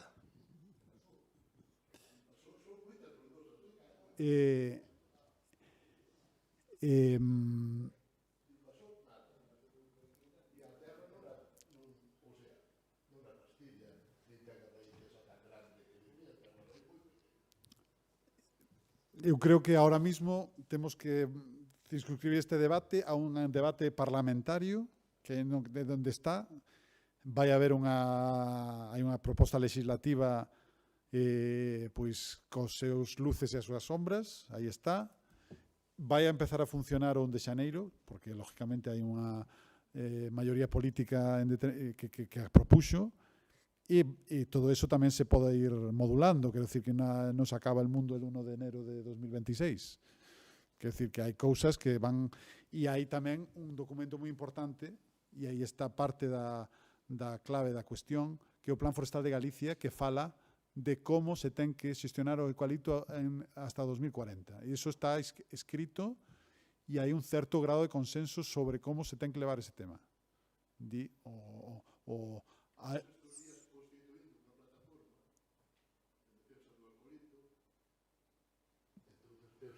Vamos chegar a moitos acuerdos ca administración, porque vai unha cousa seria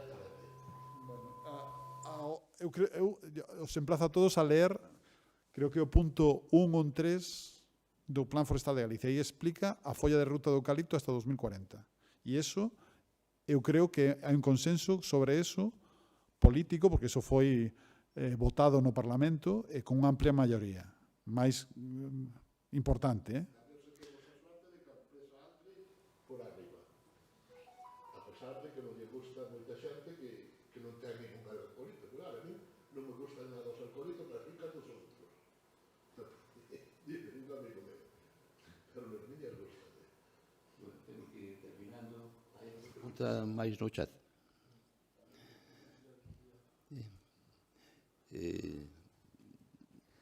Unha última pregunta, se alguén quere facela. Pero vou facer eu. Mira, Alberto, cas frondosas, os propietarios, non? Pois, normalmente, si queren xestionar os seus montes, non? Desde un punto de vista productivo, non? Bueno, hai persoas que realmente dicen, bueno, pois eu planto frondosas ainda que sexan poidan aproveitalas os meus netos, ou ainda que non se aproveiten, porque a mí me gusta hacer frondosa. Non? Pero claro, os que queren facer plantacións productivas, pois sempre o que os bota para atrás é o longo turno, non? A quenda de corta a longa. Non? E da que a veces tampouco é... A veces estamos pensando pois, no carballo, neses carballos que teñen os franceses ou os alemáns, non? Que venden madeira pois, a 300 ou 400 euros o metro cúbico, e que son carballos que teñen ao mellor 200 ou 300 anos. Non? Pero especies como a cerdeira, pois, se se fan as cousas ben e se utiliza un bon material xenético, pois os 40, 50 anos pois, podemos ter cortas, igual co castiñeiro de madeira, non? Pero, bueno, tamén son turnos máis longos, evidentemente, cos 15 do eucalipto ou cos 20 ou 25 do piñeiro radiata, non? Entón, eu non sei se neses contratos dos que falabas a 10, 12 anos, eso, claro, de 12 anos, pois, para as frondosas está moi lonxe, para moitas frondosas, ainda para as de turno máis corto está moi lonxe, non? Entón, eso é, imagino meu, para botalas a andar, non? Os primeiros anos facer os tratamentos axeitados, de desbroces, de podas, de clareos, de claras, pensando en producir unha madeira de boa calidade, non? E logo, a partir deses de 12 anos, pois os propietarios seguirían xestionando, pero, bueno, xa dando eses primeiros pasos que son moi importantes se queremos conseguir madeira de calidade que teña un bo precio no mercado. Pero, claro, seguimos topando coa quenda de corta longa, non? Entón, o mellor había que valorar, non? Alguna forma de facer atractivas as frondosas tamén desde ese punto de vista, non? Eu, en algún momento se me ocorriu, e teño comentado, que, por exemplo, neses contratos, ademais pois desas axudas para a formación de vos fustes, madeira limpa, sin nós, e de boa calidade, algún tipo de compensación económica que disuada ao propietario fronte ao eucalipto ou pino radiata. Falamos do pino radiata que agora está en horas baixas, non? Entón, pensemos, por exemplo, no pino taeda, que é o que eu coas miñas reservas se está lanzando actualmente, non? Porque eu penso que había que facer máis investigacións para ter seguranza do seu comportamento, non tanto en costa como no interior. Entón, que nese contrato co propietario figurase algo como que vou a comentar. Que os 20 anos, que sería cando cortaría o pino insigne, se fixera a operación de pino insigne, pois a administración pois lle faría unha entrega económica, por exemplo, do 50% do rendemento económico que conseguiría se plantara piñeiro. E logo, aos 40 anos, cando corte, por exemplo, o castiñeiro, supoñendo que sexa un castiñeiro de madeira, pois o propietario lle devolve á administración o que lle adiantou na mitade do turno para disuadilo de que plantara unha especie de crecemento rápido. Eso podría ser viable. O problema dentro da administración para que digamos, un planteamento moi bo, o sea, non ten discusión. O problema é a administración non lle gusta comprometerse a tan largo plazo económicamente, sea a dificultad, o sea, os convenios dos consorcios foron unha excepción nun momento dado da historia de España, pero non é fácil reproducilos con esquemas como que ti planteas, non é tan sincero, non? Porque ahora mismo calquer departamento de Facenda si se plantea facer eso, que habría que facelo lóxicamente, bueno, as dúas fontes de financiación principales que temos fondos europeos que teñen unha periodicidade determinada, os programas operativos son menos de 10 anos, ou ir a fondos propios da Xunta, que esos aí nadie discute nada, non? Aí son cartos dos galegos, impostos dos galegos que se invisten en eso, non? A calquer departamento de Facenda de calquera administración de España le costa tomar ese tipo de compromisos a tan longo plazo. Entonces,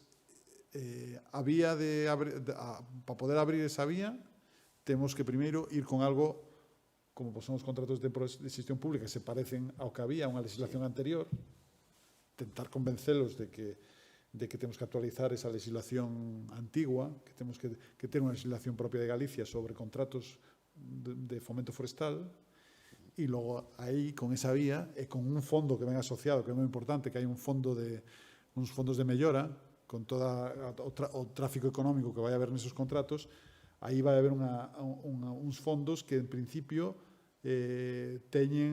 están asignados para cuestións forestales. Entonces, aí podría entrar a vía de empezar a pensar en este tipo de cousas. No mismo contrato, no mismo decreto, hai dúas cuestións. Hai o contrato en sí, como se cale o contenido, quen son os destinatarios, canto tempo se vai a aplicar, que tipo de actuación se van a financiar, e hai unha segunda parte que é o fondo de melloras, que é unha bolsa de cartos que teóricamente está derivada dos fluxos de caixa dos contratos que van a estar asignados ao mundo forestal en Galicia. E aí podría entrar esa vía, pero temos que avanzar na parte de ter ese interna. Isto non é fácil porque convencer a outro, claro, son figuras que parecen no mundo forestal as vemos como super consolidadas, os convenios dos consorcios, e os vemos como con toda naturalidade porque levamos decenas de anos con eles, veñen do ICONE, veñen do patrimonio forestal, pero leválas a mundo moderno e a legislación de Galicia non é tan sinxelo, porque a xente o ve como, pero isto que me estáis contando? Estes compromisos, como que a Xunta que se vai comprometer por tantos anos? E entonces, hai que avanzar. Moi ben, pois chegamos ao final desta edición número 36 das Xornadas Luisa Sorei. Queremos rematar agradecendo a Alberte que nos acompañara, que nos explicara a estrategia das frondosas da Consellería de Medio Rural, a todos os relatores que foron pasando por aquí estes días. Por suposto, moitas gracias aos asistentes presencialmente aquí no Salón de Actos da Deputación e tamén aos que nos seguiron por streaming a distancia. Moitas gracias ao Servizo de Audiovisuais da Deputación e aos seus técnicos que fixeron posible que se puderan seguir estas xornadas a través do canal YouTube do propio Servicio de Audiovisuais da Diputación de Lugo. Gracias tamén a José Luis, o conserxe, que está sempre pendiente do que pasa por aquí e se necesitamos algo. A Pablo e aos outros, a Divina e a Teresa, que foron os encargados de levar ese labor de un pouco de control de asistencia e tamén estar pendentes de que para que todo fora saindo decentemente. E, por suposto, moitas gracias á Deputación de Lugo, que nos cede este salón de actos para desenvolver estas xornadas, que nos permite que o Servicio de Audiovisuais poida retransmitilas a través do seu canle YouTube e, por suposto, tamén porque a Diputación, a través no marco dun convenio coa Real Academia Galega de Ciencias, financia estas xornadas. Así que, moitas gracias. Para no que ven, se chegamos aló, teremos outras, aínda non pensamos o tema. A verdad que me esquecín, pero pensaba este ano pasar unha especie de enquisa con distintos temas para que os asistentes votaran. Pero, bueno, este ano xa se me pasou. Mais nada, seguimos a súa disposición na Escola Politécnica Superior de Lugo, se queren consultar algunha cousa ou comentar calquer cousa en relación con todos estes temas do mundo forestal. Moitas gracias e boa noite.